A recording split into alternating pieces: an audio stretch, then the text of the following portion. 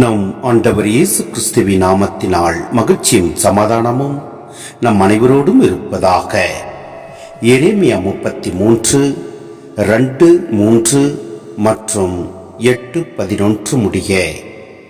உலகை படைத்தவரும் அதை உருவாக்கி நிலை நாட்டியவருமான ஆண்டவர் என்பது அவர் பெயராகும். இவ்வாறு கூறுகிறார்: என்னிடம் மன்றாடு, உனக்கு நான் செவிசாய்ப்பேன். நீ அறிந்திராத மாபெரும் செயல்களையும் மறைப்பொருட்களையும் உனக்கு நான் விளக்கி கூறுவேன். எனக்கு எதிராக அவர்கள் செய்துள்ள பாவங்களினின்று அவர்களை நான் தூய்மைப்படுத்துவேன். அவர்கள் எனக்கு விரோதமாய் செய்துள்ள குற்றங்கள், கிளர்ச்சிகள் ஆகிய எல்லாவற்றையும் நான் மன்னிப்பேன்.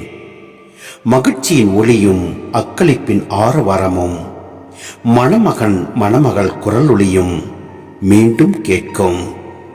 படைகளின் ஆண்டவருக்கு நன்றி செலுத்துங்கள், ஏனெனில் அவர் நல்லவர், அவரது பேரன்பு என்றென்றும் உள்ளது என பாடியவாறு ஆண்டவர் இல்லத்திற்கு நன்றி பலிகளை கொண்டு செல்வோரின் பேரொலியும் கேட்கும்.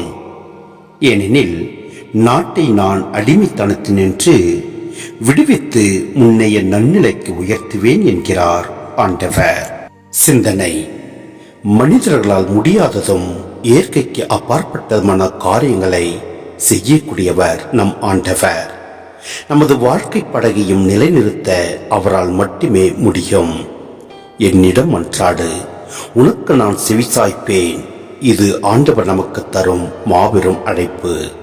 நாம் எந்த சூழ்நிலையில், எந்த வேதனையில் இருந்தாலும் கடவுளிடம் நம்பிக்கையோடு முறையிடும் போது அவர் நமக்கு செவி சாய்த்து மனித அறிவுக்கு எட்டாத மாபெரும் மறைப்பொருட்களை நமக்கு வெளிப்படுத்துகிறார். கடவுள் நம் பாவங்களையும் குற்றங்களையும் மன்னிப்பதோடு மட்டுமல்லாமல் நம்மை முற்றிலும் தூய்மைப்படுத்துகிறார். நம்முடைய பலவீனங்கள் எல்லாம் கடந்து அவர் நமக்கு ஒரு புதிய வாழ்வை தருகின்றார். வாழ்க்கையில் இருள் சூழ்ந்ததாக தோன்றும் போதெல்லாம் நம்மை படைத்த ஆண்டவரை நோக்கி மன்றாடுவோம்.